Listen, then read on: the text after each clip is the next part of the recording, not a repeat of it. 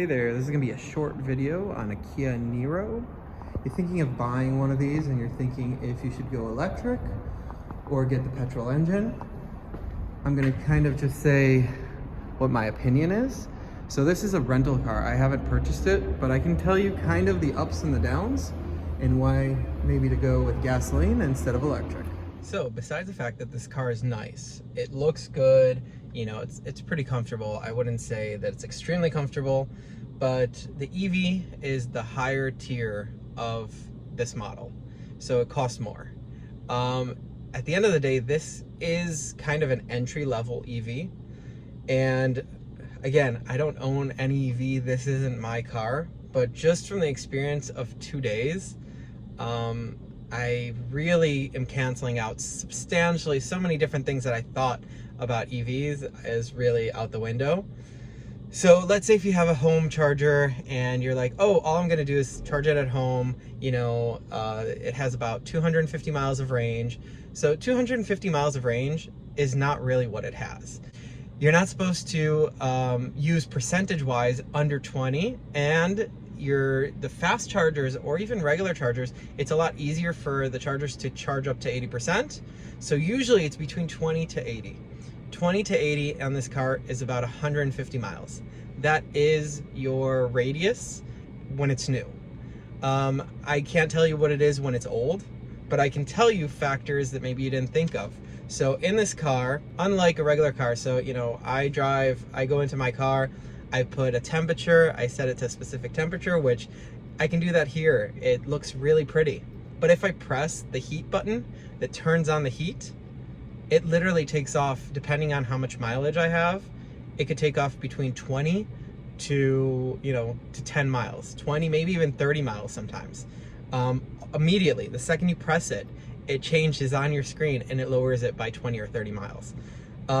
So I'm not in a cold area. It's like 60 degrees here. So I'm not in freezing temperatures. I'm right now in South Carolina.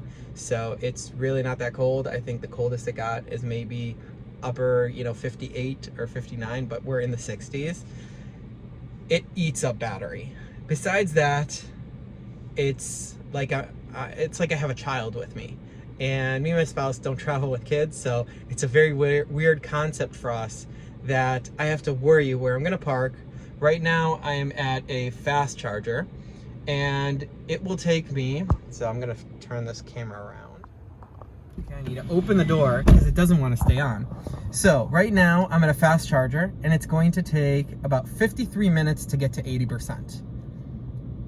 Besides the fact that this isn't cheap. Everybody's acting like it's so much cheaper to use this. So I can tell you, just from my personal, again, 2 days traveling, if I was just commuting, going to a job and coming back every day, obviously if you have a home charger and you're okay with it charging, all night and then taking the car next day. But what happens if you forget to charge all night? You bring the car home and you forgot to plug it in. The next day, what are you gonna do? You're gonna use Uber all day because your car wasn't charged? Because it's still gonna take you 8 to 10 hours to charge this car. So, and then besides that, so let's say, I'm looking at it also as, let's say, future potential. If I put these two cars right next to each other and I took a hybrid or a gasoline engine and I put this full EV right next to it, this full EV truly prices itself out by so many different ways that it can't be an old car. So besides the fact of, the batteries maybe not lasting or a million different things, this car cannot be owned by somebody that doesn't have a credit card. That means that that's already pricing out a very large majority. I'm talking about, again, when the car is older, when it's supposed to be worth $8,000 or $5,000, nobody will buy this car because you can't drive it on E. So like you literally constantly have to worry about your percentages. You constantly have to worry about, do I have enough battery to get to where I want to go? Like literally, me and my spouse come in and it's like, we're not going to use the heat, even though we're cold. We're in the 21st century and we're cold in a car, but we'd rather be cold to get to our destination than be in comfort. Besides that, so traveling cross country, this was 100% not cheaper. We went to chargers that were, first off, I'm gonna do another video of the rental side of this, and if it's worth it to rent, because I can say 100%, do not rent this car. It is not a bad car. Like, it's not Kia's fault. It's not meant for rentals. EVs are not meant for rentals. The way they're situated is just not, we're not there yet. But even on the used market, if you're looking at this car as an old car, or let's say, you know, again, if I had this Kia and this Kia becomes $10,000, I still have a lot of people that would want this for $10,000.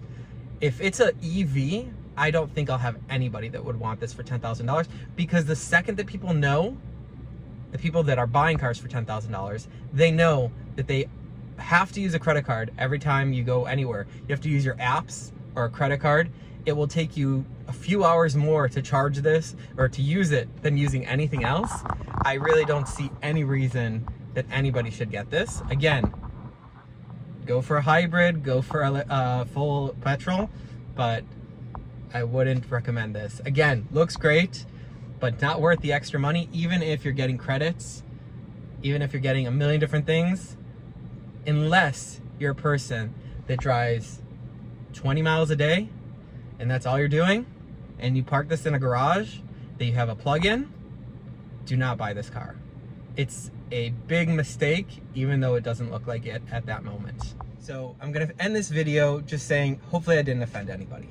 Obviously, if you purchase this car, you have knowledge. People that purchase these cars new, they do a lot of research. Do your research. This car might fit your needs. All I'm trying to say is try to open your eyes that this might not fit your needs. This might not be the future as of now. Obviously, batteries can change. Our electrical system can change. A million things could happen, but just know, when it says that it can charge 65 kilowatts, there is hardly any chargers that I've seen this car ever charge over 40 or 45 kilowatts. You know, again, random chargers, several different companies, but 45 is where you're charging, which means to get from 20% to 80%, you're looking at least an hour. If that's something you're okay with, and again, fast chargers, as an owner, you're told not to use as much because it's not healthy for your batteries. So you're supposed to use the ones at home that take you a good 12 hours to 13 hours to charge. So, thought for process. Hopefully I didn't offend again. It's not a bad car, and just looking out for other people. Have a great day.